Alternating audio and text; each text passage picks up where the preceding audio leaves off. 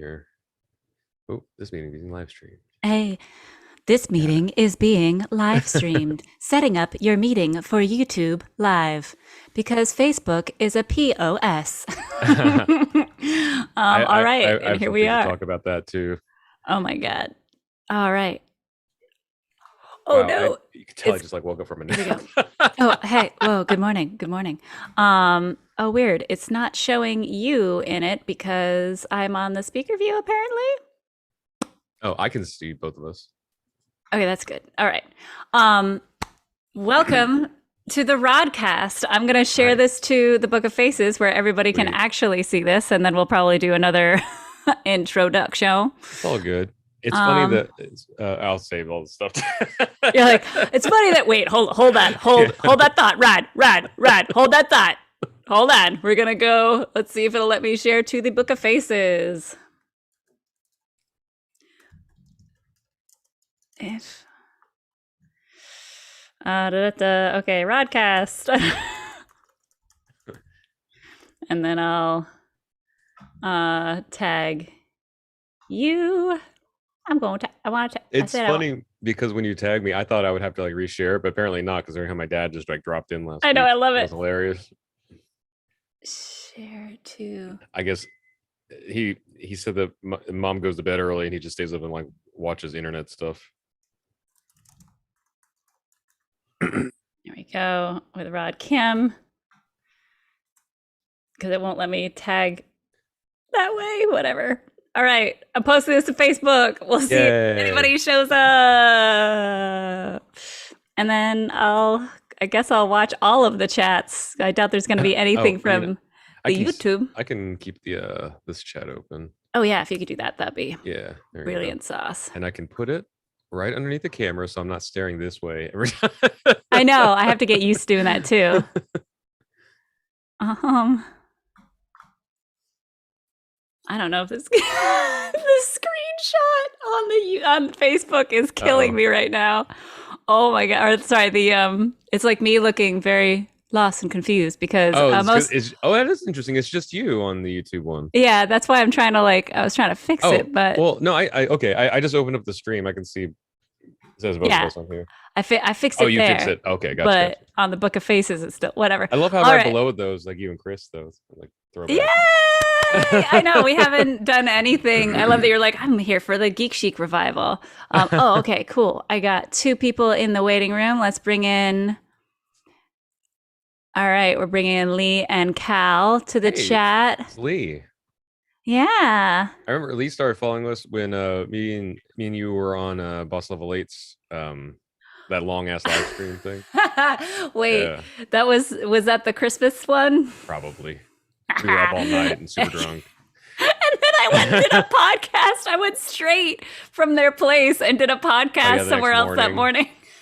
So living the dream. What's up, guys? Lee, what's up? So we tried to stream this live to Facebook as well. Problem is, Meta has lost its goddamn mind and is blocking people left and right. So I guess because they decided that a couple posts that I made about movies got flagged, it sent me to like whatever zone. And then I made a joke today, God for fucking bid. I made a joke because this woman on Instagram, well, supposedly some woman on Instagram, labeled Shigrar instead of Sugar Mama, whatever, was like, hit me up and was like, hey, give me your Cash App. I'll send you some money, blah, blah, blah. So I just took a screen grab of that and posted it on Facebook and just said, hey guys, I've officially made it. I'm living the dream. I'm about to become a IG sugar baby. Yeah, Facebook was like, that goes against everything we believe in. It's funny because this is like right after the big like Eternal Gate, you know. But so I don't post about this on Facebook because I don't really have the energy for that war. But like I have like mostly conservative friends, and nothing against specifically conservative friends on this. But like let's say like, oh, I'm just like my view is being censored or squashed, or whatever. Like it's just a bug. You think it's you because the content you see agrees with you, and same with the other side of things. but it happens to everybody. Yeah, for the dumbest reasons. And So like when we went to go see Eternals and we had two different screenings and two different posts and stuff, I posted as soon as as the credits were rolling. Like I liked the movie. It was diverse. I didn't have a single yeah, negative word that's in all there. I said. I was just saying I liked it. That was it. That's all I said. Then I thought maybe I made a mistake and exited out too quick and I didn't post, and I tried it another time, and then it didn't even give me a warning saying anything. It just disappears. So I tried it. I guess I ended up trying it 6 times. I only know this because I got 5 community strikes, and then then I figured yeah, then I figured out a way to post about it. I made the posts without using the E word and not without tagging the movie or the theater. Then I went and edited it to put the theater in, and then I went and re-edited to put the movie in. But then a week later, or whenever, a week later, I got a notification saying that post got a community violation as well.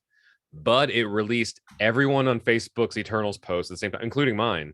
Yeah. So even though I got a thing, I think it's just a really buggy code. There's like some new people there doing something or whatever. Well, what's really interesting is that I got the first flag actually that morning of when I saw Eternals Thursday night from a post a month earlier of me seeing Venom 2. And it did the same thing. And I was like, oh, how weird. And then, of course, I posted and tagged, all the peeps that I wanted to see it. And like it took it down and go, oh, Shannon is on the way as well. Sweet. I like it. Facebook's like, why are you watching Venom? There's better movies out right now. Listen, Facebook. I liked the first one. I liked the second one. Like, it's not rocket science. It's Venom. Like, I feel like it did exactly what we needed. Well, I think it could have been better as far as like a geek standpoint, but going in with the right perspective, like in the first one, someone told me before I went to see it, it's like, don't think of it as a superhero movie. Think of it as a buddy cop movie. Oh, absolutely. Had a great time after that. Yeah. It is really interesting how expectations of movies really help you, like expectations and also like company. So the two examples I have of this is that unfortunately, before I went to go see the first Captain America movie, my friends were talking it up too much. They were talking it up. They were like, it's the next, it's like Christopher Nolan directed. It's like Batman. It's amazing. It's like they made it sound like this very dark, intense, do not get me wrong, it is a great movie, but that's totally the wrong mindset to go in. I liked it because it was not any of the things. Yeah, it wasn't a dark, gritty realization. Like the names of the cities were spray paint, were painted on the bombs at the end of the movie. Like it's absolutely fun and ridiculous. Like that's exactly what it should be.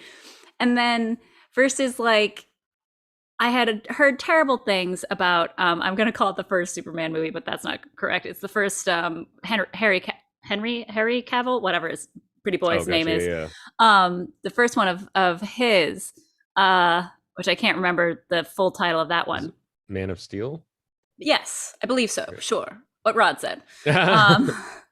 So one of my best friends at the time absolutely loved it. And I watched it with him. And so his enthusiasm, and he would be like, oh, this is great. You just want to know why this is great because this is happening. And I was just in it and had a great time. Versus I know if I saw it by myself, I'd be like, ugh, shoot me.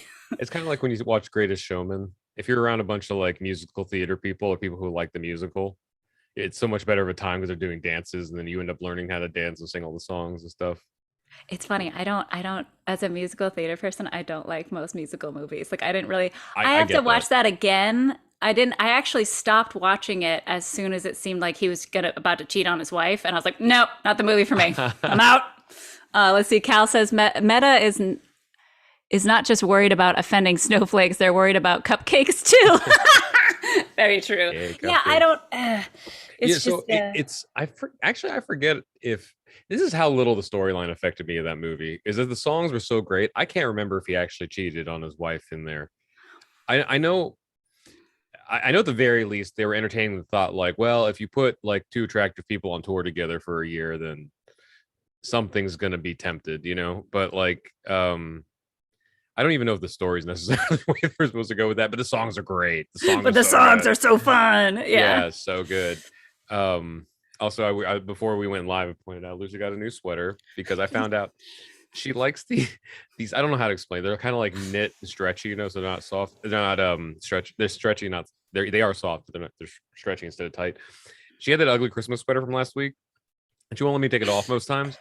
And so I just got tired of looking at it. So today I went out. I was like, let's get like a blue one that looks kind of nice. So I'm going to see you traipse around the house. It's not with like big baubles hanging off of it and stuff. And I love her so much. Look how comfy she is in her sweater. I can't handle it. And this wasn't a deciding factor. It just so happened. I like the colors on it, but the you can kind of see it. For a split second, I thought you were going to be pulling up a whole other sweater. Oh, look at that cute. Yeah, that's. So it says snuggle season on it. So. I love her so much. I have not met her in person yet, but I love her. She is my niece. I adore her. It's great. We just woke up from a nap like an hour ago. So, and I have my hot cocoa. I tried one of those hot cocoa bombs. Have you seen those like on social media? Oh, I have seen those. Is that what you're drinking now? How'd that turn out? This is not hot cocoa, by the way. This is a gluten-free stout, and I am living my best life.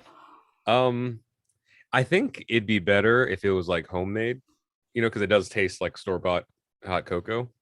Also, somehow I even messed up pouring hot liquid over a chocolate ball because I was taking video. I was so excited it's going to explode. It's going to be all those cool things. My milk was almost boiling, like it was bubbling. Yeah. And it didn't melt the chocolate ball thing. I actually had to take a fork and like soften it and then stir around. It was like anti-Instagram aesthetic. Like it's like one of those posts of like what I ordered versus what I got, or like what it looks like on TV versus what I got. Except I think somehow this still involved my skill, even though it doesn't sound like it should apply at all. I love me hot cocoa, but I am very particular about my hot cocoa because just like you said, I don't like it if it tastes like, I don't know, Swiss Miss or whatever. That's basically what this is. Yeah. I like it when it's like the real shit. And like it's so crazy how hard it's fine just to find like the cacao and sugar and then put it into milk. But I'll always like just melt straight up chocolate. There was actually the first place I ever became a waitress in New York City as a baby 18-year-old. Like walking up and down every single avenue with my little resume because I had worked at a Tex-Mex restaurant in Montpelier, Vermont. But I ended up. I had experience. Yes, I was the dishwasher. They didn't know that. Shh. So I got into this place, Louis West Side Cafe, and why I got excited I was working there is because there's several scenes filmed in it. One of which I can remember at this moment is in You've Got Mail when Meg Ryan and her like fiance break up and they're like, oh my God, I wanted to break up. Oh, I wanted to break up. Oh, thank goodness. Like that scene is filmed in Louis West Side Cafe. But they would do this like famous hot chocolate where it was a heart attack in a fucking glass. It was like with heavy cream and melted chocolate, like 3 different types. That doesn't sound like you at all. Of chocolate. Just throw avocado in there. You'd be great. I know. Okay, for all of you that don't get the joke, between me and Rod, anytime like a heavy cream, avocado, and sake come up are because of this. So unfortunately, after my attack, I had a very specific diet that I could have, and my mom was staying with me, and we both like heavy cream in our coffee. We could not get an avocado anywhere to save our lives, or the heavy cream, or sake. And my mom loves her some sake, so we just needed those 3 things. And Rod, being so nice before coming and visiting to check up on me and see me in real life that I was alive and okay, he was like, "What can we grab you anything?" And I was like, "You know what? Fuck it. We could use sake, heavy cream, and an avocado." I remember the cashier saying something to the effect of like, "So what are you making tonight?" I was like, "I don't know." You're like, "I have concerns." Question marks. But yeah, that was the world famous hot chocolate, was like heavy cream and like 3 different types of chocolate melted into it. Let's see if this will kind of show up. So there's the ball, right? Okay. In the thing. That's the milk that you can see the steam coming off of it. Yeah. And then I pour it on. I pour the whole thing on there. It's not melting at all. Like it's just holding its ground. Like Watch, the it was entire actually a bath bomb. right, and then be like, tastes lavendery. Yeah, look at that. Is it completely intact? It's not even And like it just a little floats. bit. It's just I sitting in wonder, there. is it used to, listen to my words come out of my mouth. Is And it, then I end maybe up it's just getting made a for, fork and then and just just like, now it there we go. Okay, there it goes. yeah. I I mean, will say what I did appreciate about this though is since it was like a chocolate bar, like chocolate like solid, instead of mhm, powder. I do like that taste a little bit better because I can never get the powder to like right. mix correctly. Same. But so yeah, I literally there was 3 steps on the box. It was like take like very hot milk, pour over, stir, enjoy. And Cal just added the next step, which is kill it with a fork. It's funny because I even thought like I grabbed a spoon at first and I was like, I have a feeling that'd be an extra. I'm just gonna skip the next step. Just gonna go for the fork. I feel like this is gonna be like a journey if I don't choose to just be proactive right now. Yeah, like this is just it's gonna be like ice cold and like Yeah. I don't know. I have to say my favorite hot chocolate I have made myself was I just melted a weed chocolate bar into milk, and it was Sounds good. amazing. And the I, fat helps, the effects there. So or yeah, use your I mean, I didn't ninja do and the get a bit whole. frothy. I don't have a ninja. I'm not that hip. Oh, so I have a whole coffee station, and I Ooh. use it to froth my heavy cream so that it's like a little. Also, I haven't even been doing hot coffee lately. I love me some cold brew. Ooh. And I just actually made a whole new thing of it. So I got like this big old, like, I don't know how much it technically is of actual liquid inside of it, but it's a big old pitcher, and you just fill up this cool little filter inside with whatever grounded coffee you want. Screw that bad boy on, put it in the fridge. After 6 hours, flip it over 6 more hours, and take out the grounds. You have some amazing coffee. And because I am the most basic ass bitch, I got from Trader Joe's. They have maple coffee and pumpkin Ooh. coffee every October. Uh-huh. So I stocked up on those bitches, and I just used up like my last of one set, and I was like, I got my last set to last me 2 Christmas, bitches. So It's yeah. funny. At the end of the Christmas season, I ended up getting like all the Christmas coffees, like enough to last me at least through the summer. Like I'm So like it's like peppermint mochas. yeah, I was about to say, like for me, it's like just peppermint, and what I do Yeah. is I just either if it's not time to be drinking alcohol, I just use peppermint tea and steep it with the coffee, or if it's adult time, then that's some peppermint schnapps up in that bitch. My like find that I'm going to be sad to not have the rest of the year. This year is Dunkin' Donuts has a bagged coffee like in grocery stores, and so far in LA, I've only been able to find it in Walmart, which is sad because I don't like going in there. No, But it's no one likes going into Walmart. it's a cinnamon nutmeg Dunkin' Donuts coffee, Ooh. and I don't know how to explain it. It's just really good. Like it just feels like a hug with caffeine. Bless you, you precious, precious man. He's like, it just feels like a hug. Aww. Walmart is not Target, but it's cheap. So yeah, so this was funny. So in LA, I can literally sneeze in any direction and it'll land on a Target. Like Also true. There's a Target down here. There's a Target there's like 2 Targets within 2 miles on either side of me. And also there's probably more that I just haven't run into yet. But yeah, the Walmart, they have a few vegetarian things that I can't find other places. That's not like an ungodly amount of money. But at Walmart, so like once a month, I usually like make my list. I'm like, okay, right, you're gonna get in there, you're gonna get that thing, maybe check out the cat toys, and then leave. Like, I also want to point out, every once in a while, I just get texts from Rod who's like, guess who got high and went to Target? And he holds up it's either like a few of the most random items, or it's like his counter covered with like snacks and this and cat toys and cat sweaters. Yeah.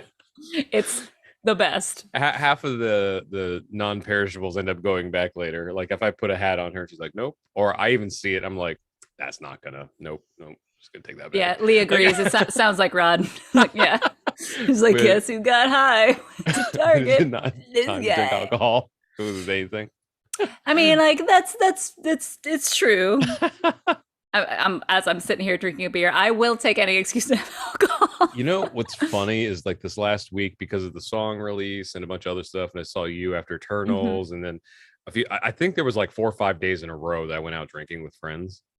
Granted, when after Eternals, I was good that night. I just had a water because I was like, even I know my limits. I did But not know my limits that but night. yeah, but this morning I was at a doctor's appointment for nothing like important. It's just like a checkup thing, and I was the first time I was at the specialist, and part of the form is like, they're like, do you drink alcohol? How often? And I was like, this week or normally? Like, Because normally oh, every couple of weeks.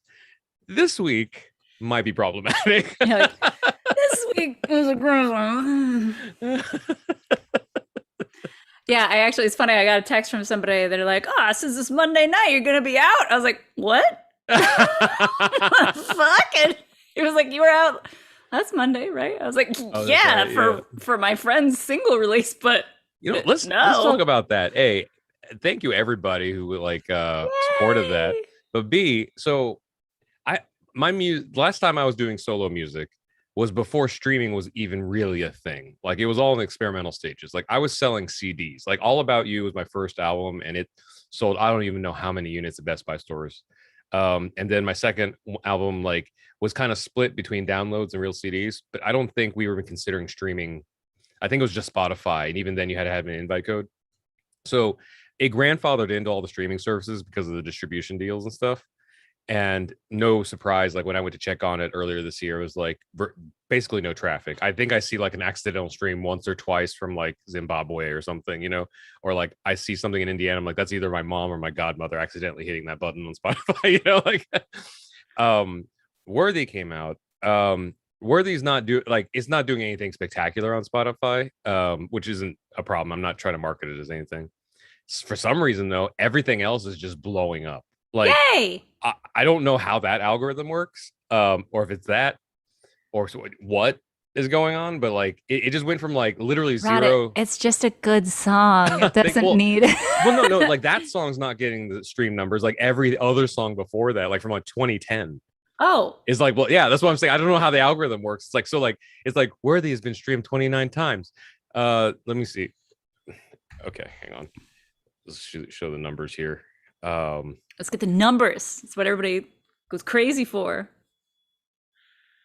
Yeah, so Worthy streamed 29 times, and then There Is Only You 10,269. Like this, you might stream. Yeah, it's like I'm like hitting like 5 digits, like I'm going from like literally 0 to 1 to that in like the last week, which is like insane. So I don't know what's going on there. People are just like, oh, he does shit. Like I don't know what's going on, that. Well, cool. Either way. Yeah, so we'll see. Keep an eye on it. I know my Worthy shirt should be on the way. I gotta Oh, check thanks. my emails to I'm so see. happy. Yeah, that's another thing. I also, thanks to you and anybody else that bought the Worthy stuff, that I told everybody on the live stream. I mean, I'm proud to have it out there. I literally just wanted a shirt for myself to wear, like as a pajama shirt or whatever. And then Crowdmade was like, "It's a great idea. Like, let's make it a whole line of clothes." And I was like, "You do your thing." I literally have virtually after I sent them like the artwork, I have almost nothing to do with it. They've even added and subtracted products that I didn't know about until I checked the website. Now there's a That's button. awesome.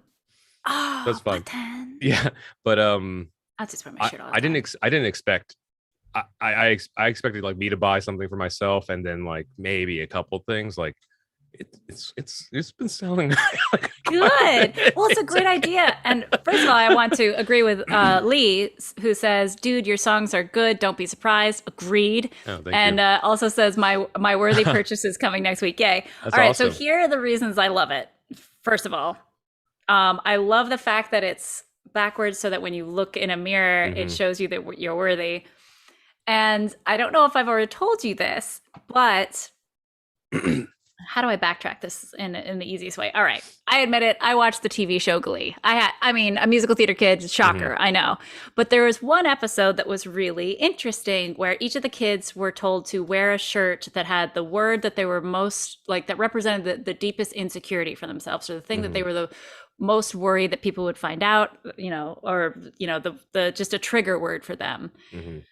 And for me, one thing that has always been a deep-seated issue was for me is feeling unworthy, just Yeah. like feeling unworthy. So the fact that I get to get this T-shirt that Oh, like that's awesome. also supports my friend and his awesome single that says worthy and it's backwards so that I can see that I'm worthy. Fuck yeah.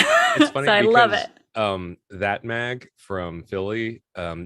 did like a little interview with me about the song before it came out, and then they posted it like on the song release day. And one of the quotes they took from me was like, I wanted to do this because I'm gonna misquote myself, but something to the effect of I'm like gonna misquote myself is the best yeah. Rod quote ever. It's the most accurate Rod quote ever.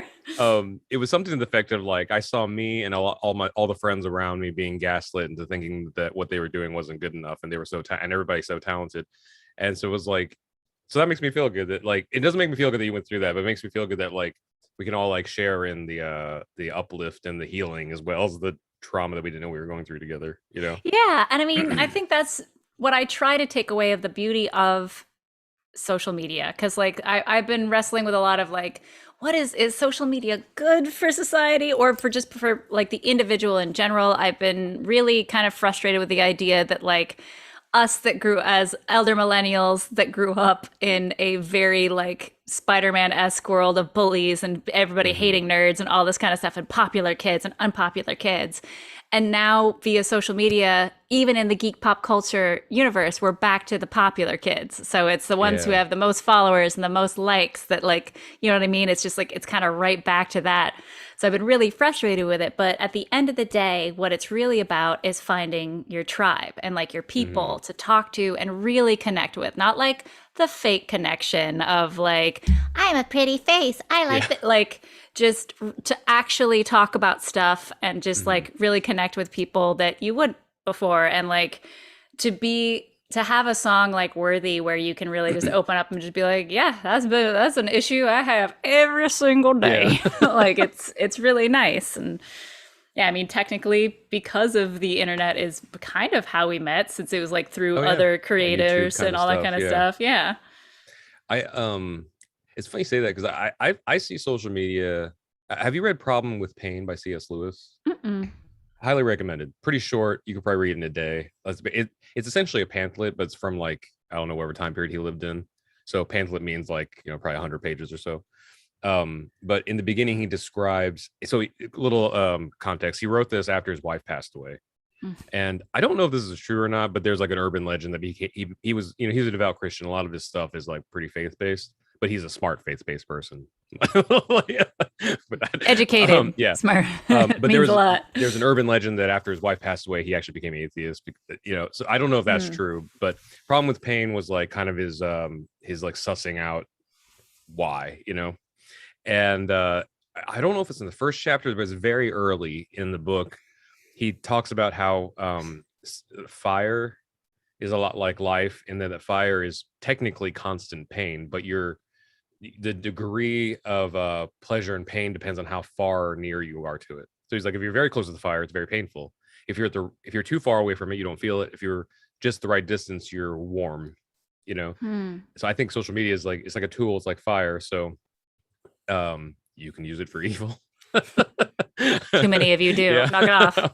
or you could do because you remember like when social media was like kind of first in its boom, like even early days of MySpace and stuff. Not to paint MySpace as like a perfect era, But we could design our whole. You had to Yeah. learn DOS just so Yeah. you could, or like coding, just so you could like put the music that you wanted. Like there was still problems there because there was like top 8 drama and all that stuff, but like Oh my god, that's but when it right. first started, it was like a way for especially me with like family like in different countries and stuff, and I moved around a lot, to keep in touch with people that you just wouldn't have, at that time that was a good thing. It is extended to much more than that now. It's all the things, but yeah, it's like you said, it's like I think the problem we have now is the audience is everybody. That's really hard to say or make things for. Well, also that like people are now considered brands. Yeah. Like that's why I never, whenever, because I ran a lot of social media for a lot of different companies. I just want to say again, I do not run it for Aftershock. Yeah. I do not run it for Aftershock. be clear. Yeah. I am proud to say I do not do it for Sean. But I know how it works. I know what works well. Like we were discussing this before we even started the stream of like algorithms and bullshit, because there's algorithms are excused to a certain point. Like, sorry, you're not actually being shadow banned, by the way. Like you're not. Yeah. But I totally lost my train of thought. So saying with social media and all that kind of stuff, but like that people are supposed to be a brand, and my gods, to try to describe me in a sentence or like the shit that I like to post or talk about would not work. And that's why I'm like, I like a lot of weird things. You're going to get some random goofy things. You're going to get some random thirst traps. You're going to get some DBZ references. You're going to get some Doctor Who, some Star Trek, some this, some that, like it's just going to be a hot mess. Come for the ride or get off the train. But I can't even imagine these kids growing up now. Like when we were kids, we could be as weird and awkward and whatever and just have it disappear into the ether and like not having like to focus. And like there's a comedian that talked about it. It was like, I was just sat in a wall and I was just growing up. Like I'm just sitting there, just growing, like nothing else. That is great. This is the good old days of MySpace coding. Yeah, and Lee, MySpace. Wow, imagine that's still being a thing. I mean, it still exists. Oh no, wait, or did they? It's up. So at one point they lost the entire database. So I do remember that, and everybody lost their minds. I'm like, guys, anything you could post on there. I do kind of wish that some of like the 3-pixel photos I posted, I could still see. I don't know if I don't want them public, but I just want to see like where was I at that point? There's something. I guess there must be something happening with MySpace again, because so Wendy's, like the fast food restaurant, their Twitter account, I just found out one of my friends runs it. Are you serious? I have to kiss them on the mouth. They are incredible. So they posted like Wendy, except instead of red hair, she has like the swooped like black emo hair. And she was like, MySpace is coming back. Like now that MySpace is a thing, is this time for like my emo phase or whatever? And I was like, it's going nuts right now on Twitter. You should check it out. It's pretty funny. Okay, listen. I was like, Alex, you run that? Especially with all the issues that we're having with Meta or whatever it's called. Let's go back to fucking Facebook. Oh shit, I might have deactivated my account because of crazies. Facebook or Twitter? Oh, what MySpace. MySpace. What did I say? MySpace. Yeah. You said Facebook. I was like, wait. Well, no. Now that Facebook is being a POS, let's go back to MySpace. I think I deactivated my account because I had some crazies coming back from the past. But legitimately, the only reason I remember, because all my friends were getting MySpace and like, why aren't you on MySpace? And I was like, I do not see the point. Yeah. The only reason I got on MySpace was because I was bartending at the time at the club, the bar that Coyote Ugly was based on, with like me dancing on the bar and all this stuff. You can see the clip on YouTube. That you were definitely of age to work at. Totally. So of age the entire time.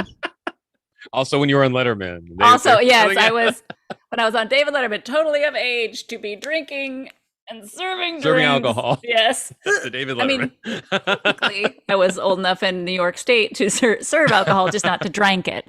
Yeah. So I literally only got MySpace just to set up events for my bar. And that was it. Yeah. And so when I moved out here and Facebook was a thing, I was like, oh yeah, let's get rid of MySpace. So let's look at this pretty Facebook thing that has no pictures of me clogging on a bar in assless chaps or blowing fire or like any of this stuff.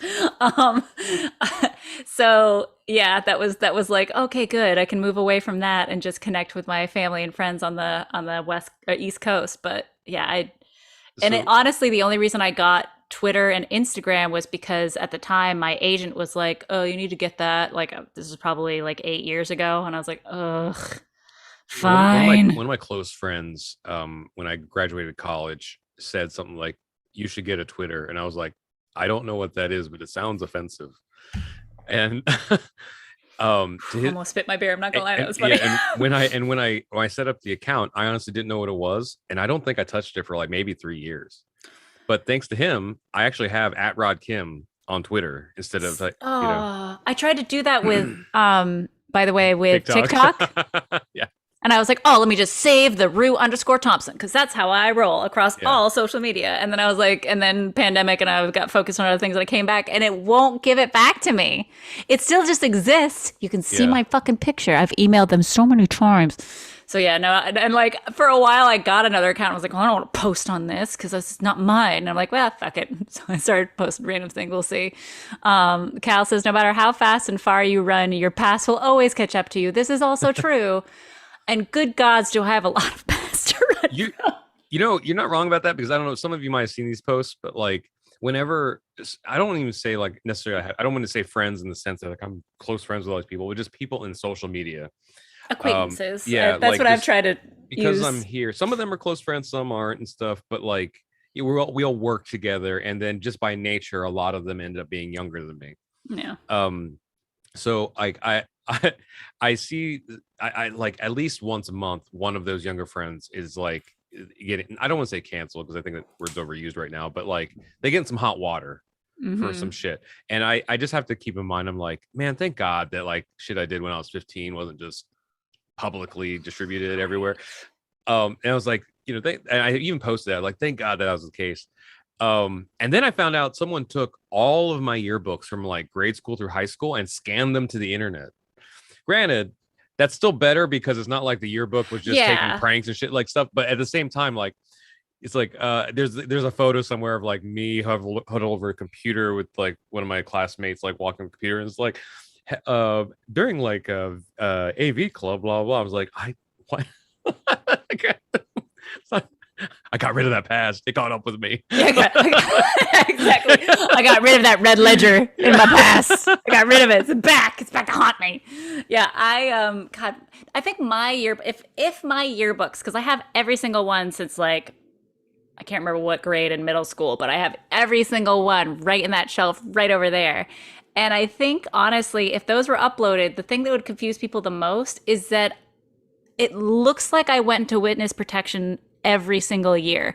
I look so wildly different year to year that like somebody was like, "Is what happened?" I was like, I don't know. Like, of course, like everybody grows and everybody changes and all that kind of stuff, but like for some reason, like I just throughout middle school and high school, every single year, totally different human.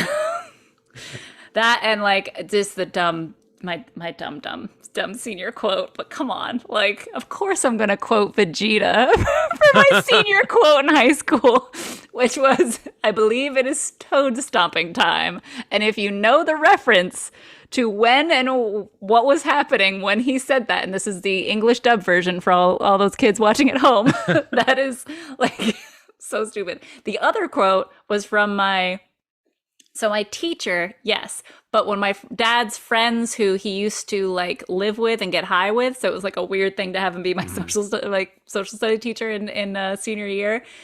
But the quote said, and let's see if I can butcher it or not. The only difference between the devil and me is that the devil has something to offer you and I do not. Oh, I was there you like, go.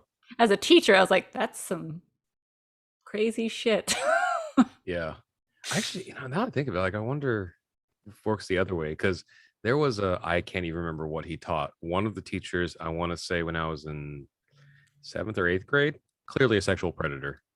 Um, Oh god. Sorry, I just got a yeah, flashback to a sexual predator and from that was and my a to math teacher. Ugh. yeah, and because he worked in a junior high, clearly underage girls, to the point where like I know this sounds dumb, but you keep in mind, like, like I'm what, like 12, 13, 14 or whatever. Mhm. And so this probably was the first introduction to like that, being a thing. Like, Oh, I'm glad you were that old. yeah, Sorry. well, I just because I was a guy, in Yeah. school, so like that didn't really happen, or at least I'm not aware of, around me. But that was the time, like when I want to say at least a dozen different girls like said something vocally.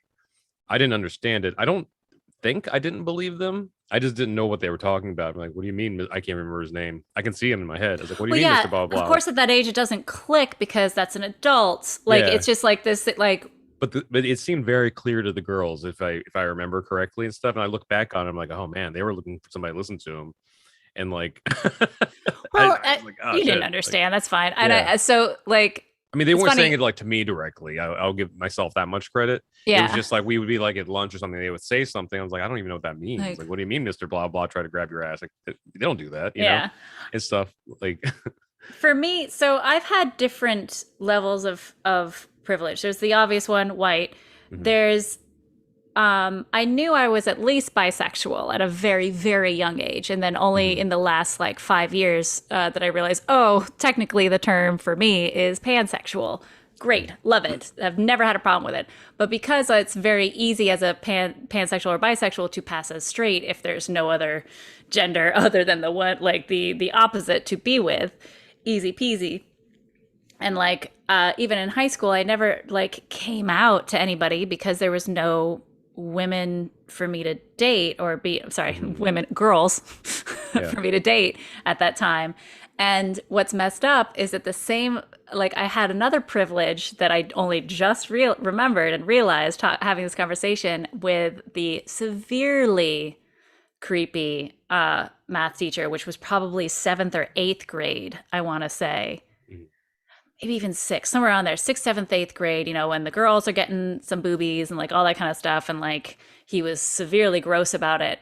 But everybody thought I was a boy because when I cut my hair short, Yeah. everybody just thought I was a boy. So like I never had, and I do remember being like, well, I'm safe, like, which is fucked It's up. messed up. Yeah. But yeah. Oh, I also went. So I watched a. This is a tangent, but kind of it reminded me of something. I saw Eternals again with our friend John Carl.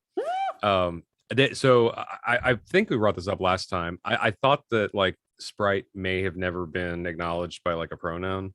They call her her, but I still feel like she's still like a little bit I don't even know specifically what, so I'll just say broadly like queer coded. Yeah, like Um fluid or something. Yeah. Mostly because she's a shape, like she's an illusionist, so Mm. that thing.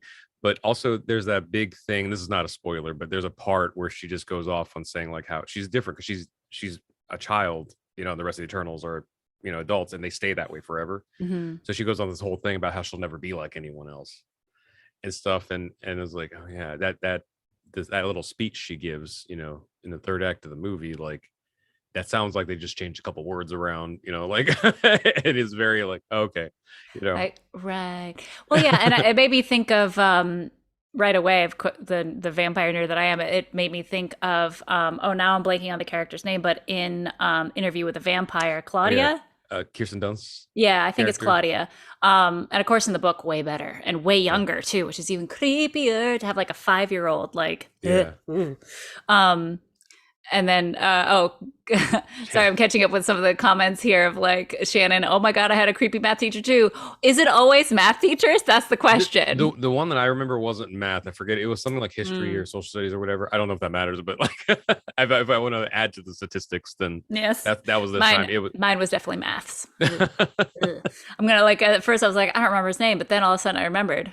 I have every single one of my yearbooks over there. I could just like call him out right there. And he's an absolute creeper. So, I Um, know at the time too, one of the things that didn't help their case of the girls that brought up stuff was that I can't even remember if it was in my town or just in the state or if it was a national news thing. I think it was in my state. There was a news item where it was an adult of some sort. I don't know if they were a teacher, but like an adult that got put away in prison for 10 or 15 years for like sexual misconduct with minors. ugh. And then the girls later on, I guess they had a lot of guilt about it when they were out of college. They came clean and said that they were just like fucking around when they were in junior high. Like they just thought it would be funny, and they testified falsely. The guy didn't do That's anything. They just didn't like him because of homework assignment or something. That's so dark. And Cal says ours was an English teacher. He was interested in the boys. I mean, like, yeah, it'll come in all flavors. Yeah, That's the difficult thing, and that's when like some people came out after the like the Me Too movement, and were like, oh, but what if they're like false accusations? Da da da da. And it's like, listen, there are always going to be people yeah, that pervert and use anything for their own gains, but hmm, there's no reason to like make it so the people that are actually needing to yeah, tell their story can't because of just a few outliers that are making it bad for like yeah. everybody's innocent till proven guilty, like just all that kind of stuff, but also just believe them until it's not true. Like just I have this conversation with Marvelous She a lot about how do you remember the Golden Compass movie? Did you ever see that? I did. So Both of them? There's two, there was right? only one. Yeah, it was supposed to be a trilogy because there's three books. But There the is only one, you're the correct. first Yes. one didn't do very well. Um, I liked it, but aside from that, I wish that we kind of had something like they do with the familiars. No, not the familiars, the Yes. demons. The Where demons. Well, we know that Lucy is Oh, yours, yeah. obviously. Obviously. where like the demons, like you can't hide your emotions, like they just kind of react for real. So in stuff like that, like I just, even if it's not like you could read people's minds, I just would love to see like, okay, what are you getting behind, there, like what is, what is your thinking behind something? Sometimes that would just like help a lot. Yeah, it'd be nice. Yeah, if there's just some little like emoticon in the corner actually Yeah. showing what is their thinking and feeling. Poof, I don't know. I do well with that. I am trying so hard to stay above my Yeah, head yeah. above water and seem like a functioning person while so much is falling apart in my life. Which actually, speaking of, you had said something about what was the pamphlet called again? Something about pain, Problem with the pain, yeah. problem pain. And I love that idea that it's fire, and it's because Hmm. it can be helpful, it can be good, it can be bad, it can be Yeah. destructive. And so I've been dealing with a lot of death lately and what that means. And luckily for the people that are very close to it in my life, I have said everything I need to say.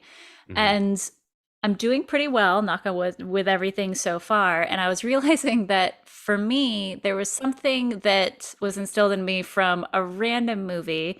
If anybody's seen it, it is called The Last Unicorn. I'm obsessed with it. If I've you seen haven't the seen it, I please haven't see seen it, it. but I've seen the cover. Oh my It's an God, anime, right? watch it. It's an old, like 70s cartoon Yeah. movie from a Okay. book. And I mean, it's what's his face, the dude. Jeff Bridges. Oh, like that, the dude, like The dude, Jeff Bridges, yeah. When I say the dude, and he sings in it, all this kind of stuff. And like, I don't want to give too much away, but I'm gonna have to like give you a slight spoiler, I guess. Um, It's fine. It was from the 70s. If a we haven't seen it Yeah, now, it's our exactly, fault. right, right. Absolutely. Oh my God, Rod, we have to get high and watch this together. Sure. What do you come the fuck over right now? Anyways, oh my God. Oh, fuck. Anyway, sorry. Bring it back. So, a unicorn who is an immortal creature gets turned into a human to save her life because the thing that's attacking her will only attack unicorns. Okay. So the wizard, who's a very like novice wizard, turns her into a human. And when she like first like stands up in this new form, she's like, "What did you do to me? Like all I can feel is death around me. I'm dying. Oh, I'm literally like," she's just talking, and it's giving yeah. me goosebumps just talking about, because mortal creatures, I like, it's They such a died from the day we beautiful, were born. yeah. Um, Lee says, "Ruth, easy, hun." I'm sorry, I get excited, get very intense. um, so I loved this depiction of when a something that's immortal experiences mortality, because they like how Mhm. quickly that must feel, like everything is like you're dying. And like that's when I was just like, oh, we're always dying. Like, and I know that sounds Yeah. super dark, but like, you know, some very close people in my life are like on their way. But Mhm. when somebody brought it up to me the other day, and I was like, well, we're like, and it came out of my mouth before I realized how dark it sounded. I was like, well, we're all dying. Yeah. Like, and also we never know when it's going to happen. So I'm kind of grabbing onto that feeling of just like, just do everything you want to do. Say what you gotta say, because Yeah. that's the thing, is when you leave stuff unsaid and unfelt and unlike Yeah. We've been communicated. talking like off podcast, just on personal things, about like how communication is usually not a bad thing. And the only time like it kind of is like more communication isn't a bad thing. And because it'll either just make things more clear or make it clear to the point of like, well, now faster. I don't know how to explain that. Like the only really like kind of negative thing is if it kind of like speeds up something that was going to happen in the first place, and stuff. So like if you just, I mean, I have you know, like, communicate. Because I think that's like a big thing, and that's part of the thing about knowing people's intentions and having your little demons, you know, with you to like to show like from the not Yeah. demons, but demons from Golden Compass, like kind of show your intentions and stuff. Because and I don't know how it is from a women's perspective, but like I know like guys, you know, at least in the era I grew up in, like we were just told like communicating was a weakness, pretty literally, It's and just poor. Like, that's the thing is we don't talk about enough of how much toxic masculinity so bad for men. Like, we yeah, always talk about how bad it is for women, but my God, it's like the amount that like you guys are taught that communication is a weakness, or yeah, like emotions, or feeling sad, or feeling anything. Like the because like fact that anger is the only masculine thing. yeah. Ooh, that one makes of me crazy. one of my like closest guy friends, they I don't want to out them, so I'm just gonna speak in generalities. They called me up one day and they were just like really upset because they had a falling out with another friend.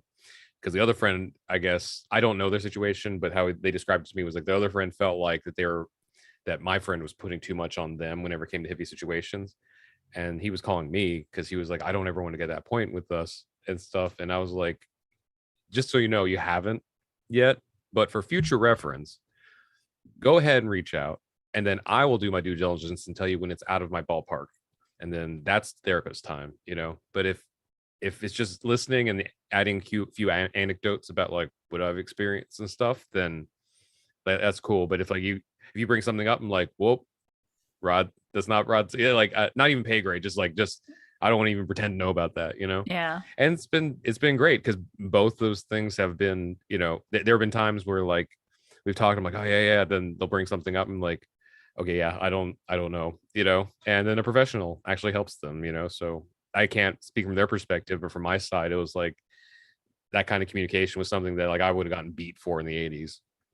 But like I feel it's really healthy. Did you watch the recent SNL had Jonathan Majors on it? Kang the Conqueror. Yeah, I Did you didn't watch? see it now. Okay, so if you nothing else, there's a sketch with Pete Davidson called Man Park, but like a dog park, right? I don't want to spoil too much about it, but it's Yeah, I'm about gonna have how to look this up right now. it's about it opens up with I can't even remember who the actor is. It might be Pete, maybe another one of the male actors, but he's just sitting at a table at his house like a dog, and then his girlfriend or wife comes home and he just like is like, oh, and then this thing happened. This thing is like, do you have a husband or a boyfriend that like you're the only point of communication to the outside world of? Does he like hound you with all the? Does he data dump on you as soon as you get home from work? And so it's like So it good. has toxic masculinity taught them that communicating with other males is not macho or unhealthy. It's like now man park, and there's a bunch of stuff that happens, but like one of the funniest things is like it's just a bunch of guys. Imagine them basically acting like dogs, except for instead of barking, like one of the guys like looks at another guy and he's like, Marvel, Marvel, Marvel, No, Marvel, Marvel, Marvel, Marvel. And then that reminds me of how me and my best friend met. all Oh the God. all the women are like watching. They're like, oh, like, and then they're like, wait, Look at where's your them go. yeah? And they're like, where's your husband? He's like, he'll just take some time. He's a little shy, and one of the husbands is under the park table, like looking around until another one of the husbands walks over and is like, Rick, and then he's like, Morty, Rick, Morty, Rick, and then he comes out from. Oh, okay. Hi. Oh my God, that's so good on so many levels. Like, God. It's a great sketch. Yeah, it's Shannon. I'm in the same boat. I'm so looking this up after this as well. Yeah, Yeah, it's absolutely. Man Park. Because like I honestly love because me and my mom get in this discussion a lot because I think of things as a lot different through generations. I Mhm. absolutely love this gender awakening that's happening in our generation because Yeah. like I find it I've always found it stupid. I used to cut off teachers like all the time, be like, no, because like I'm like I grew up, I was very comfortable being a girl. I Mhm. did have a phase just because I thought my dad wanted a boy. So I was like, sure. I cut off all my hair and I was just wearing like whatever hand me downs we had, which was baggy pants and baggy t shirts. So everybody thought I was a boy. Fine. I didn't care. Like, got a little under my skin after a while, but like, I didn't really mind it. But I never understood like this hard line. And Mhm. like, my mom will get into all this stuff of like, well, men just can't. I'm like, not all men. women. Like, it's just of your Yeah. generation. But yes, okay, continue.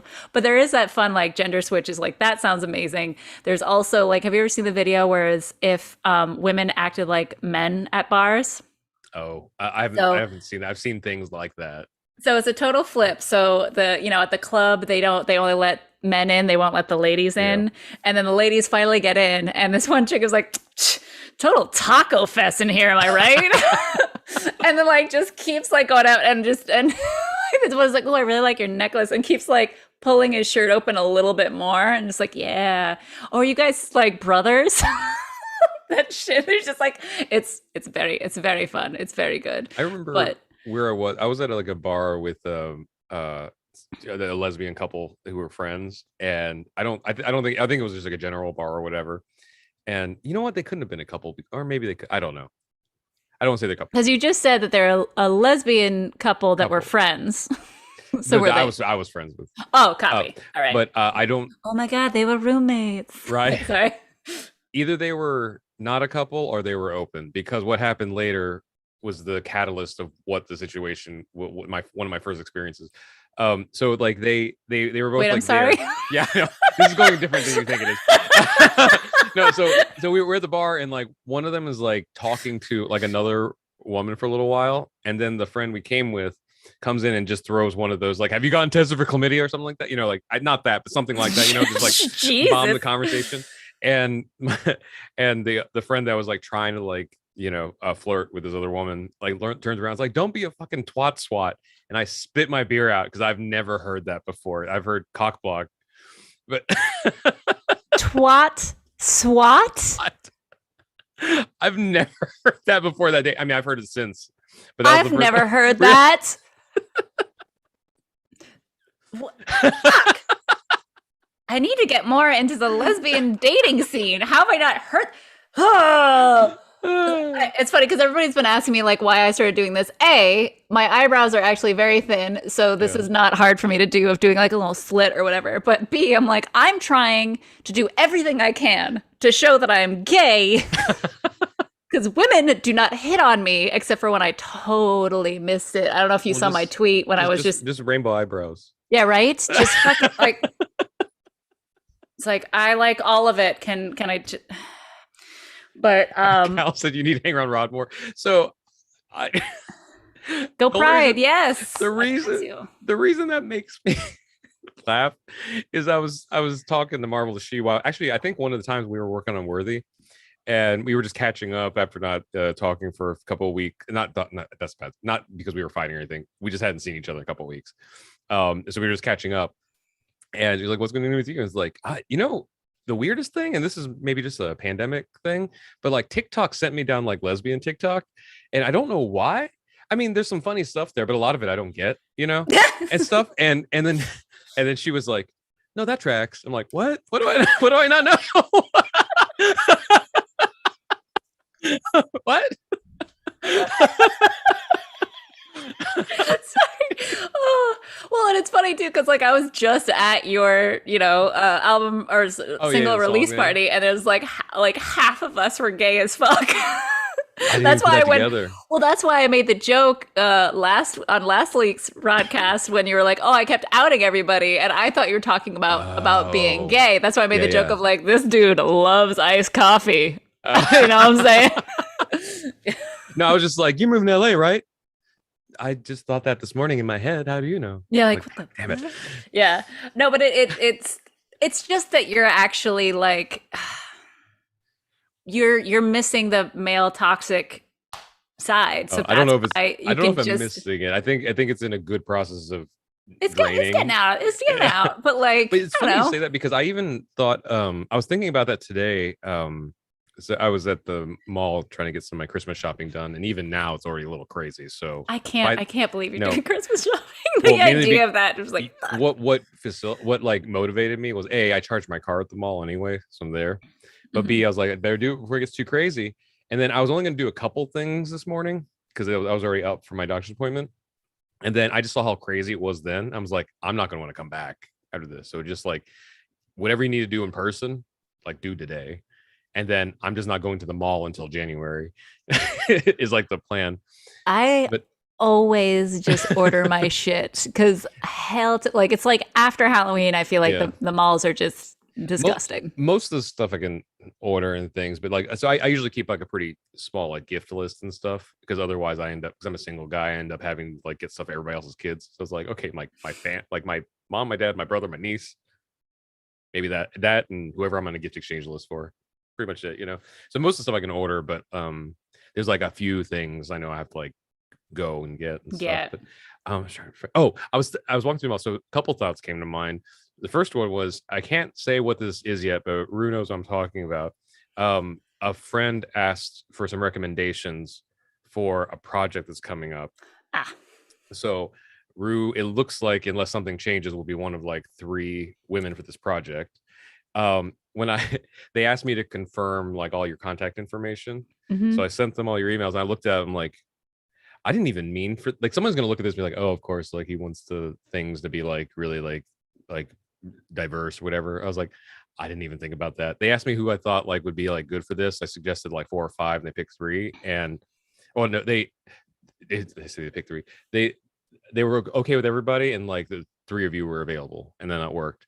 And it's like it's like you and like all your pan pride and stuff. There is you'll meet her like just a like pretty white blonde girl who's super nice, but that's all that not that's all. I don't want to speak bad of her, but like in descriptions of demographics, like Like, if I'm filling out a form of this woman, you know, all American white blonde girl. which is great. Yeah. She's great, but there's that, and then like mixed black musician, you know. So I was like, oh, I didn't even think about that. Yeah. That's kind of Good job.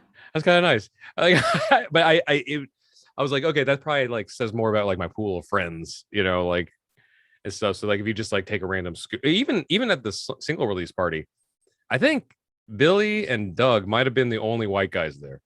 Yeah. Oh, and Mark. Oh, and Mark. Yeah. Yeah, but out of like almost 20 people, like Yeah. actually by the end of the night, I think you'd already taken off. Oh no, we thought you'd taken off by then. I had tried to yeah, my no, I get it. socially awkward ass was like, all right, Yeah. I'm exhausted. And I also had my mini roommate for a second. So for like 5 days, she needed to stay with me. But she had just arrived to my place, and I was like, I should get back to her. As I was closing out my tab, I read the text that her and a friend were going to come down. And I stood to the side to let somebody else like talk to the bartender, and I was about to reply and just heard, hey, and she was behind me. I was like, oh, shit. Well, now it's going to be weird because I could just drive you home. Let's get a drink. And then I was like, oh, well, my friends are out there. And they're like, oh, let's sit in here. We like this spot. And I was like, now this is even weirder. No, it's fine. But like, I like went to use the restroom at one point. I was like, shut the fuck. It's funny because Billy was like, I saw her try to hide earlier.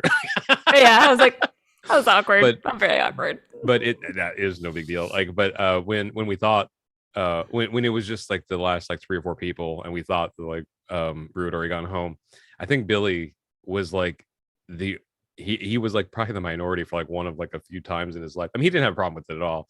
I just remember like we were talking about something, and I just remember looking at Billy and like, oh, you know, like we're not talking about you. And I went to go say that to somebody else. I'm like, oh, there's nobody else to say that to. Like, oh, okay. Like, sorry. And then the other thing I had a thought of, and this is a little bit tangent, but I just got reminded because I saw something about it. Oh, actually, we should just talk about this anyway, but I have a little anecdote to go after it. So Simu Liu, otherwise known as Shangchi, posted today. So Sesame Street is adding their first Asian American puppet character. So excited. Little Korean girl, which extra special for me because my niece, you know, obviously half Korean. So I sent it to my brother, and Simu and Naomi Osaka and a couple other AAPI celebrities are going to be on the Thanksgiving Day episode where they introduce the new puppet. I'm just super excited about it. To be honest, I don't even know where to watch a show anymore. So I'm not going to act like I'm going to be watching a lot and stuff, but it's just, I can't even like, it can't be PBS anymore, right? I'm sorry. I just like aged myself aggressively. I don't even know where to watch PBS because I don't have a cable, you know? Yeah, but I posted about it because I was like, man, like the 80s and 90s, like I grew up watching that. I don't know if it was every day. It felt like every day because I was a kid, you know, and it was just on all the time. That wasn't even like conceivable. Like it wasn't. And granted, I think there was like one of the adult characters was like maybe an Asian American man or something, if I remember vaguely. I feel But like that. I but the remember that. Yeah. celebrities, if there were any celebrities that were Asian, I don't remember them. Mainly because there weren't Asian celebrities. I was about to say. I was like, I There's mean, it probably, was the '90s, so it's yeah. probably a. I mean, there was like Um, Margaret Cho, but she doesn't strike me as like come on Sesame Street, you know, like I, uh, most likely have clipped. Yeah, yeah, I'll probably catch it there. But I'm just seeing as episodes anyway. So I'm excited about that. So that's the part I want to talk about later. But the anecdote was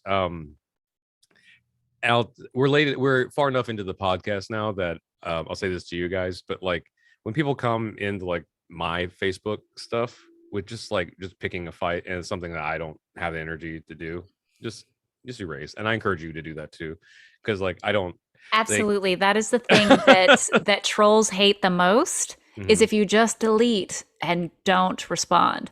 I'm the yeah, asshole because I get heated, and especially if it has to do with civil rights stuff, yeah. I'm gonna fight. I fight the troll so hard they end up blocking me, and I take a pride in that. Go on. But there was a couple comments, and I only thought of it because maybe 20 minutes ago while we were still talking, I saw one pop up, and I saw the first sentence. I was like, nope. And they were basically I'll fight just them for you. yeah. Well, it's already gone. But basically they I saw that they were like 2 or 3 paragraphs, so I don't know what more they could extend it. But the first sentence or two that I saw in like my peripheral was um like like all the yellow Muppets have always been Asian, and then like something to the effect of like children shouldn't have to be exposed to like multicultural whatever. And I was like, okay. Hey, what's their Like, handle? Just real quick. Just real quick. Just it's so to me, even if you take the specific argument out of it, like the fight that they're trying to pick, um, to go into anyone's joy and to try to like pick a fight, that's a deeper rooted issue with someone. And that's another thing with like I'm not qualified to suss out that situation, and that person is the demographic that you would think they are. I got 3 things. Is this a good time? I don't want to Sure, interrupt. go for it. Okay, I got 3 things. First of all, absolutely anybody that comes to anybody's joy, like whether it is like a movie, a TV show, anything that they're just like, oh, it's dumb. Well, I can't believe you like it, like that kind of shit. Yeah. Done. Also, on the flip side, don't come at me because I don't like Taylor Swift. Like, I'm sorry, I don't listen to pop music. Yeah. You guys like that. I like other stuff. Like, Yeah. don't come out like you don't understand. You don't even know what. So I'm sorry. I don't. Yeah. The only time I ever heard the Shake It Off, that one. Oh, yeah. That the only time I ever heard that song was at a children's birthday because guess what? I don't go to the malls, so I don't hear like that radio. I don't listen to those radio stations. Shut the fuck up. I'm sorry. Like I don't listen to it. All right. So now to point number 3, which is actually more pertinent to this conversation, is that as a white person that grew up in the second whitest state in the US, again, that was when I was growing up there. I think it is the numbers have changed slightly, shockingly. Whenever I go home, like, ah, nice. It's not just white face up in this bitch. Mhm. I feel like I'm in an incest colony every other day. We're using all the buzzwords today. Yeah, right. I wonder why you got banned on Facebook. Shut up! I'm not this bad on Facebook. No, kidding. Fuck. No, it's that's like it's the just funniest scanning the thing. audio from video from live streams. Well, It's like, that's what's so funny is that like I don't post stuff like yeah, this. no, I get you. Sorry, I I didn't post the most vanilla. Anyways, but I honestly like it is so sad to me that straight white people that have been just surrounded by straight white people Mhm. actually think that it's like a bad thing or like something to be hidden anything else. Like the fact that he's like, why would you expose them? Why would you expose them to other humans? What? And also like other sexual, like of course So I think in this case there's like a stew of oh, there's a lot of stuff. there's like a whole like smorgasbord of issues. One of them being in the post that Simu Liu posted. he's taking a selfie with the new Asian character and Big Bird, and I know Big Bird's been like a hot button with right-wing people this Just because he recently. actually believes in vaccinations. Also the fictional bird. Oh, Also, that's another sketch you should look up from SNL. A.D. Bryant plays Ted Cruz on I the think show. I think I saw clips from it, but I didn't watch the whole thing of that specific one. It's Cruz Street, and oh my god, it's so funny. Like Oscar the Grouch is Chris Red is Oscar the Grouch, but he's the Democrat because he lives in a garbage can and just wants free money. And stuff, and then Ted just keeps, and then he's like, let's see what happened to Big Bird after he got vaccinated. And then Big Bird come out. It just, oh my god, it was so funny because they had Big Bird come out and just say all this stuff that is clearly not happened to him because he looks like Big Bird, but he's just like they're just lying, and that's the joke. It's like everything they say is lying. It was pretty funny. But like, my thing about that was that, but also the thing I was thinking is like, and I think I figured out the most sensible thing, that if I'm in like a in-person conversation and I can't necessarily get away, I finally have like a thing to say, because and I think it's more relatable to most people about stuff. But like, and I don't just want to corner like it being like a straight white conversation. In this case, we can corner them. In this case, it is, and in a lot of times it is. But like, in the way when someone who isn't a billionaire hears a rich person talk about how hard their life is, it's like, oh, come on, I don't hear about it. And hear a rich person say that money's not everything. Money can't buy happiness, yeah. bitch. Let me try. Or that like being rich isn't all cracked up to be or whatever. That's such a similar feeling to having someone who didn't grow up the way you did tell you that you didn't have it that bad. And I think that's the thing. So like, if I don't want to paint that I had a really bad childhood or anything, there's a lot of things that could have been better. But there was a lot of things I shouldn't have grown up with as like a really young child just because of like race and stuff. But someone who didn't grow up with that, it's weird. It used to be hurtful. Now it's just weird because I'm older to hear someone tell me about it. I'm going to end up posting about this now that's far enough along. I didn't want to post about when it happened because I think they would know who they are. But I was at a party, and after the live stream, I'll tell you who's a mutual friend of ours.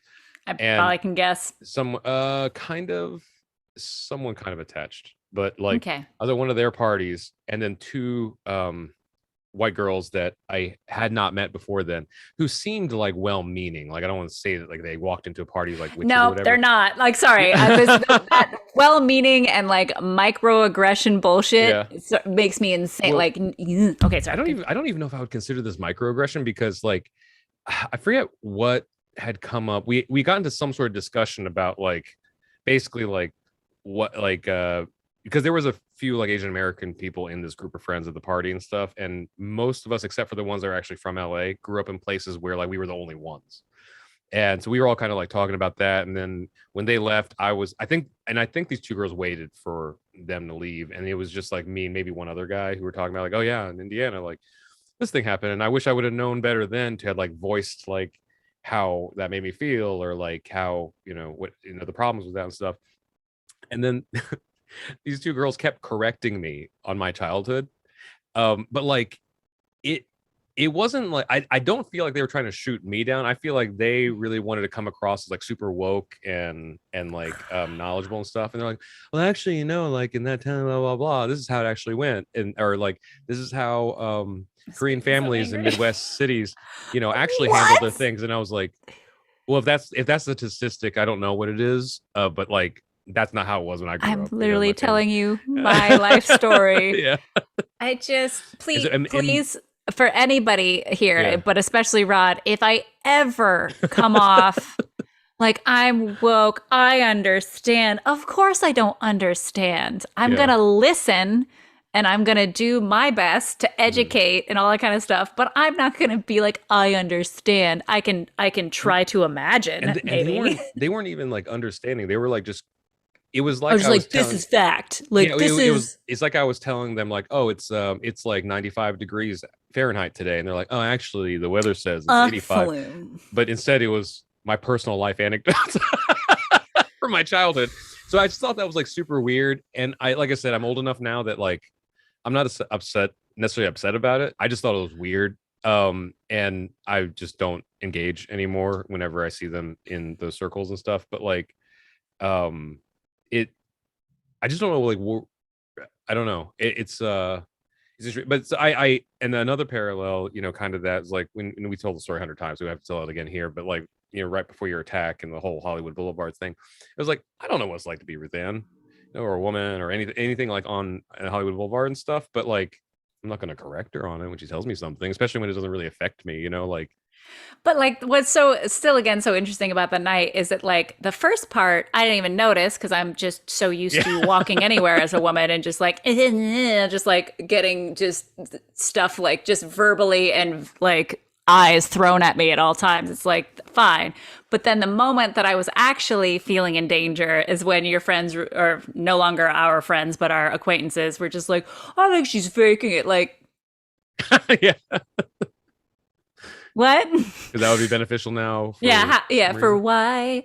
Um, and Cal says, but no one is ever surrounded by straight white people. We are hiding in plain sight. Absolutely. That's the craziest thing is that, and especially whenever straight white people come out and be like, oh, like there were never any of these like genders or sexualities before. Yes, there fucking was. We just had to hide because we would get Mhm. murdered. Also says Rod is the expert on his life and no one else can really know. Yeah, exactly. Like that's Well, always to me like, that's true. Like each other person too. Like I can't really. Well, unless like I was there and and I saw something and you're just straight up lying. But like, especially yeah. things if you're like going out across like your childhood and stuff like that. Like I don't know. I'm not in a place to correct you. Like unless I'm your mother or something and I saw it. And even But then, also, but I wouldn't that's even correct subjective. you in front of people. I'd be like, hey, Yeah. so maybe I'm misremembering, but Yeah. and like to go back to one of the things that you would kind of like hit on, just when it comes to like comparing past, and I feel like this is one thing that white people don't quite understand because they always like they're like, I don't have white privilege. I had a rough life, like da da da da da. It's like no, It's different. There's no, difference between like you but there's socioeconomic, like so many yeah, different like privileges. but imagine if you had that life and then you were also black. Like that's the Yeah, thing is yeah. it like it's not Well, that every white person has it easy. It's that yeah, we have it easier than anybody else because of the way we set up the yeah. system In here. well, it what was the definition. I remember I was on a panel about this, and the definition was like it's that you have white privilege because your life was not made harder because you weren't white. That's the Yeah. thing. So like in I think back even today when I was thinking about the whole thing about the paralleling it to like rich people saying don't worry about money. Like Hmm. I like I look back and even now I was like, oh, I had a lot of privileges like a guy. You know, like there's a lot of things like I remember in high school they would sign me up for like a lot of science and math stuff, not just because I was Asian. Granted, that was like Sorry. a huge I part of was it. not even thinking But that. You ridiculous. yeah, I love it. but Like, like it like when I looked at I remember when God, this is how old I am. When Microsoft Office first came out oh, I remember. and PowerPoint, they selected like 5 or 6 students because that's all they could educate at the time for this specific thing. They were like, you're the accelerated group. We're going to teach you how to use this computer stuff. When I looked around, there were no girls in there because it just wasn't even like a consideration that women could even think what a computer is, We only just took typing classes. right? And then when the computer department was hiring student helpers for the summer, all the employees were guys. Granted, all good people that I know of, and stuff. Like I don't know many skeletons in their closet. Like it was like there was some asshole and stuff, but like it. There was like I look back, I'm like, oh yeah, why wasn't Amy part of that? Like she was good with computers too, like and stuff. And it, I don't know, and Because we have boobies. right. Apparently make it impossible for us to do anything and technical or with computers. and also same thing with like oh, I just remember the teacher's name. Don't say it I out loud. Um love that when it you came told me not to say it out no loud. no no I know. I'm saying Like I'm you're saying like out loud, don't say it oh, out. Don't out say loud, it. yeah. Don't say it. Don't say it. Keep it together. Keep it When together. Keep it together. that teacher, I never had the problem that the girls in my class did with that. And that was definitely a privilege because like I don't know how I would have handled that when I was in 6th, 7th, 8th grade. Oh yeah, I fully saw that I had the privilege of looking like a boy so that he wouldn't Yeah. mess with me, and I was like, "Oh, that's fucked up." Yeah. And I don't know, there's other things and stuff. Obviously there's like when in a previous life I did have like day jobs and stuff, and I don't know for sure, but I'm gonna imagine that there was like I had like a pay advantage, Mm. and Well, and stuff. what's also interesting is that, like, on the flip side, I really hate it when everything becomes a pissing contest of who had it worse. It's Hmm. like, I like to look at things as percentages. Hmm. So, for example, came up with this when I was talking about love specifically. Hmm. So, there's a little person, and they're like 6 7, and like 90% of them loves this little creature, this little doggo, that much. Like there's that much love. So now we have this giant person, and like sometimes like that amount of love, because of just life and other responsibilities, so it like ends up being the same amount but a smaller percentage overall, if that makes any sense. I could be Yeah. just, but like, and then the loss of that creature or that thing could also equate to that same amount of like percentage, where like a child that's going to absolutely destroy versus an adult that's going to hurt. Is that the other? I also equate that with people and a life experience of like the amount of pain you've already experienced, like speaking on the pain is fire type Hmm. conversation. Because like somebody who's never had anything bad happen to them, the one thing is going to absolutely destroy them, versus somebody who's had it accumulated and like has the practice, whatever. Yeah. Because like it always makes me think of one guy. He's no way he's going to watch this. One guy I dated for a very long time, was living with, was sure I was going to marry. This was also a guy who told me, or really, really thought that I was going to grow out of my nerd phase. Like he was Mm. a phase. And I was like, bitch, Yeah. no. Like you're the phase. um and also like just did You not sure you don't just, like Taylor Swift? yeah, like That sounds like a lyric. listen, I am like Taylor Swift in relationships only. Let's just put it that way. um but for this dude who had everything given to him, a little bit of a trust fund baby, like all this kind of stuff, again, to I'm not saying this to say that like the thing that happened to him wasn't terrible, but it was the only bad thing. So by 30 something, this was still like the highlight reel of the worst thing that ever happened to him, is that his high school girlfriend cheated on him. Hmm. That Yeah. is Or they lost a Rod, football game or Rod. something. That no, no, no. I'm not even Yeah. speaking metaphorically. No. That is the Yeah. only bad thing that had ever happened to him until me. No, just kidding. Yeah. But like, and in some ways, I admire somebody like that. Like, fuck, how did you float through this life? And like, Yeah. that is the worst thing. And by cheat, I mean kiss. By the way, I should have Yeah. specified that. Like went to the homecoming dance. Yeah. Oh my god, they totally made out with Jeff. But in some ways I look like, I'm just like, wow, that's, you are a lucky fuck. Like that is it. Like good for you. I am a little jealous, but then at other side, like I don't know if it was our last RodCast or the one before, where it was just like, you know, I I can't even connect with people like that anymore, and Hmm. I am not proud. God, no, I'm not proud of like the life that I've had, of all the bad stuff that I've had, but it's just like it has turn me into a stronger and more able-bodied person that's able to kind of sort of handle some of the bullshit I'm dealing with. It's funny you say that, because I had just heard someone say something I was watching say this, and I've been like processing it, and I haven't like talked out loud about it. But on the making of Shangchi, if you've already seen Shangchi and you have Disney Plus, there's Assembled has an hour-long documentary about the making of Shangchi. Do that Um, right now. Go it's on. great. The first 10 minutes is kind of emotional, because the very first, it opens up with Simu Liu talking about when he was a struggling actor, that he when he did birthday parties as Spider-Man, because he was the only character he could be, because he covered his complete body.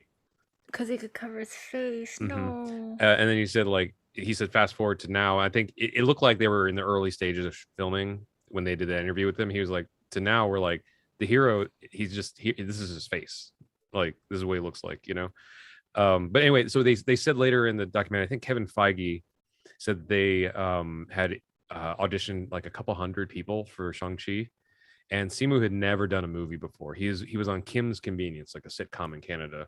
Mm-hmm. I know that show. I love that show. And they said that he had this, what is the term Kevin used? Kevin said he had this, he could tell that he had this well of trauma and experience that he could bring to the character. And I know this is kind of presumptuous and anecdotal, but like there was, like you said, the same, former friends or whatever. I know they would look at that and say like, that's unfair because like, and these were two straight white guys who were like, we could have skill but not get the gig because we don't have the well. And I was like, but at the same time, that well came at a cost, right? Like it got dug by something. And the reason I say that is because these same friends at one point told me that they wished they were trans, Black, and female, so that their social media would be easier to do and stuff. And I was like, but it's trivializing so much about all those three, the people that are in those three categories you just talked about, or in all three, because like it's weird to be upset at someone else for having experiences that you would never have wished on yourself if you knew what they, or it's weird to wish experiences for yourself that someone else never wished on themselves, like they never asked for it. It's just so that you could have the clout or the bragging rights or the as Kevin said, the well. And so I looked at that and I was like, yeah, the thing is, I don't know seemingly that well. I mean, I saw him on Kim's Convenience. I was honestly really surprised when I realized that he was going to be Shangchi. I was like, huh, interesting. He's buff. That makes sense. While I was rewatching it the other night, and I was texting Rod. I was like, so I have a problem. I can't tell if I'm more in love with Shangchi. Aquafina. I'm blanking. Oh, Katie. That's one of my favorite. Like, and he says it all in perfect, Chinese, like, and this is my friend, and then Katie. Or the mother, or his mother. Fala. Yeah, what was her real name? It was not real name. Her name in the movie. Her real name is Fala Chen, but like, yeah, love it so much. So first, I want to catch up on a couple of the comments because they're very wonderful. If my mouse will work again.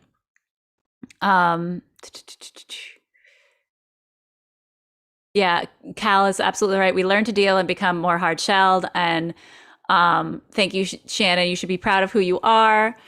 Cal, I'm proud of all of us too. Yeah, and Shannon says that's heartbreaking, yet also touching just as much when talking about the Spider-Man thing. Mm-hmm. Why should you choose love them both? Thank you. I will love all of them. Welcome to pansexuality. Anyways.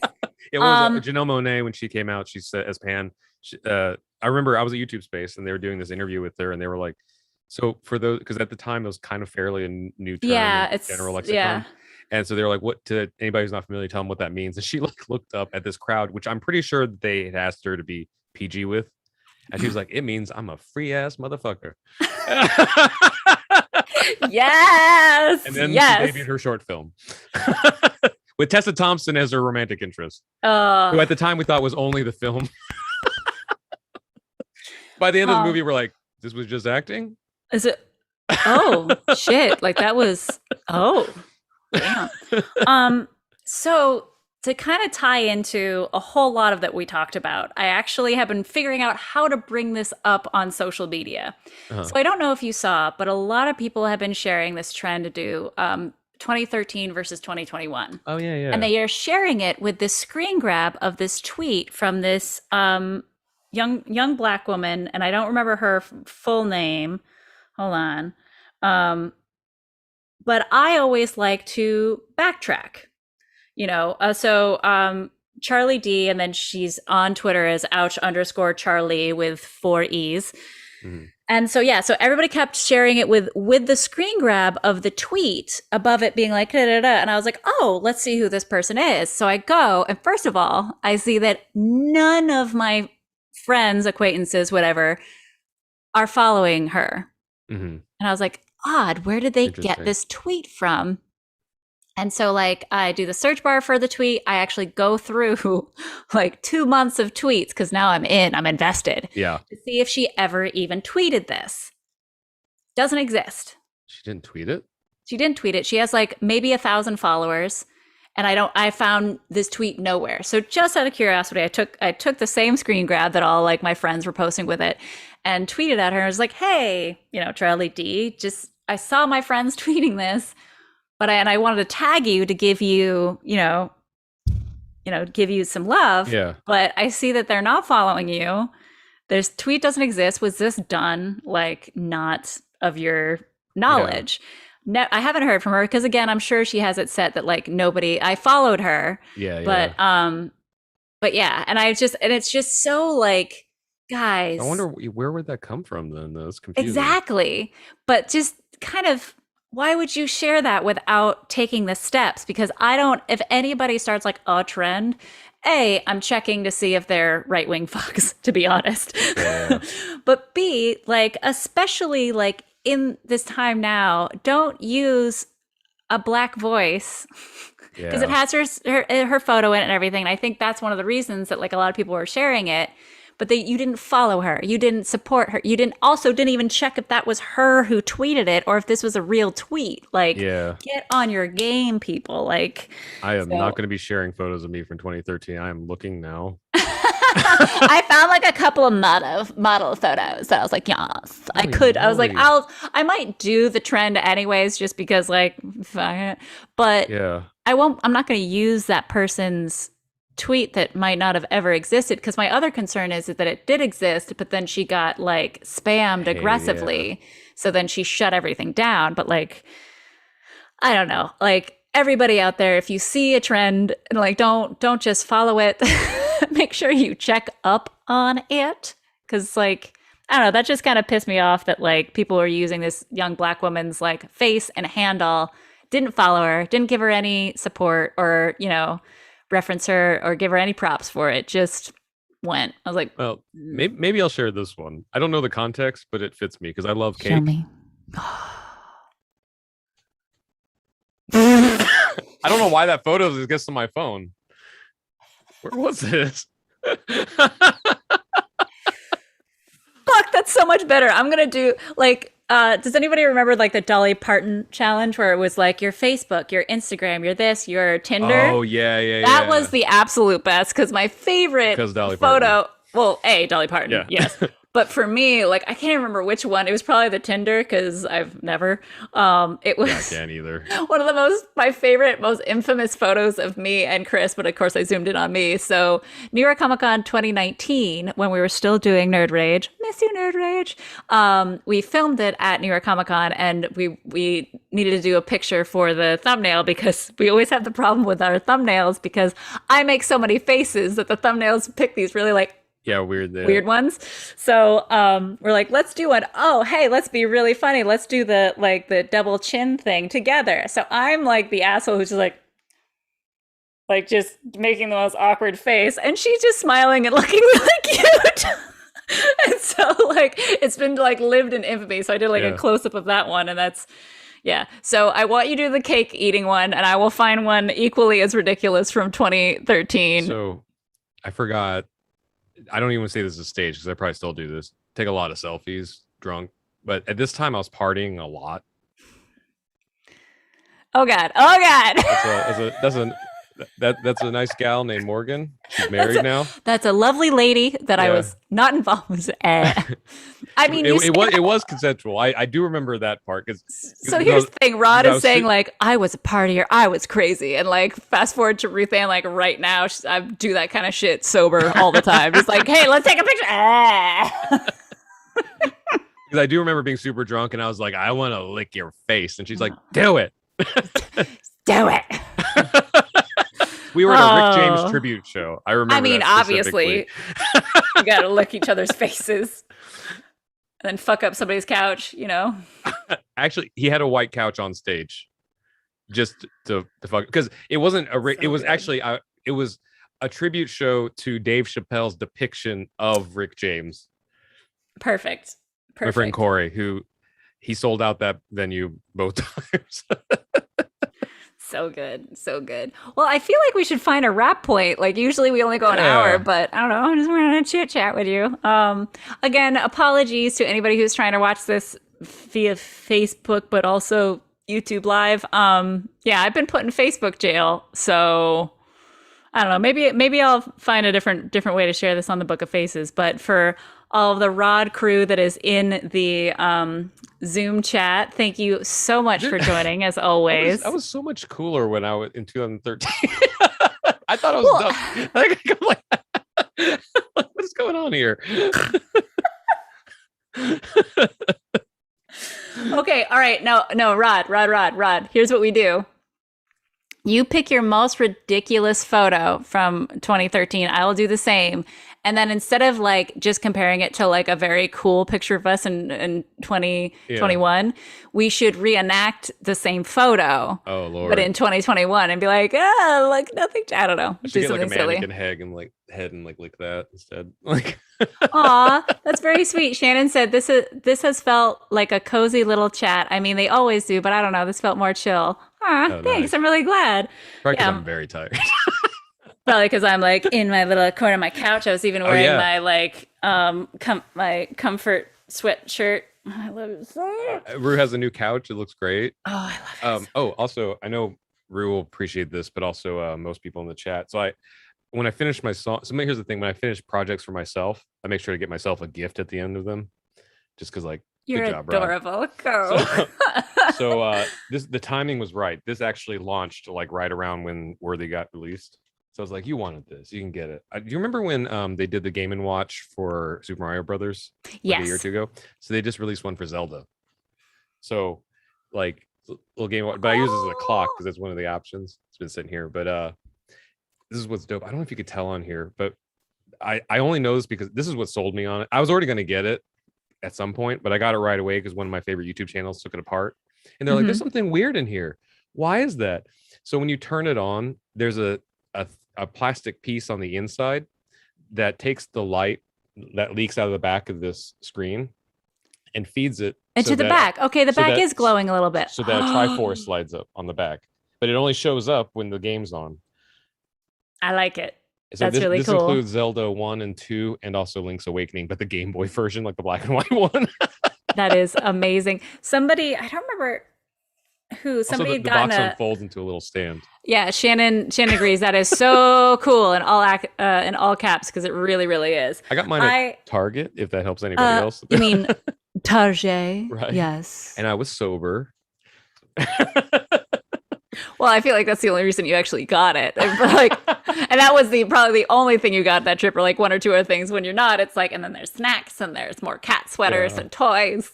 Oh, speaking of, we can get Princess up here to say goodbye, everybody. Oh no, you don't have to wake her. I love her. She's literally been sleeping all night and all day. Oh. So you'll be fine.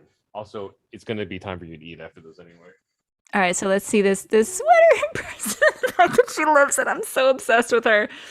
Oh, snuggle season. Hi, baby girl. You cannot hear me, but I love you. I love you so much. Lee Ray, I agree. She is so cute. I love this kitten. You're the best. I love you. All right. On that note, love you all. Thank you again for joining for our RodCast. It's still my favorite thing of the week. And we will just see you next week. Same bat time, same bat channel. I will try to do this. I didn't realize that people on YouTube were actually watching it. Alex, sorry I missed it till just now. Thank you. Thanks for stopping by to say hi. Also, thanks to everybody that was in the Sunday live stream to help me make the artwork for my Christmas surprise. I showed it to Ruth Ann. She also loved it. I love it. Good job. I have to show you what I started with. And then on the live stream, I was just talking out loud, and then these guys like helped me like suss it out. We're like, oh, this is actually presentable. Done. Yes, we'll check that out. All right. So I guess I'll have to do it to YouTube again until I get out of Facebook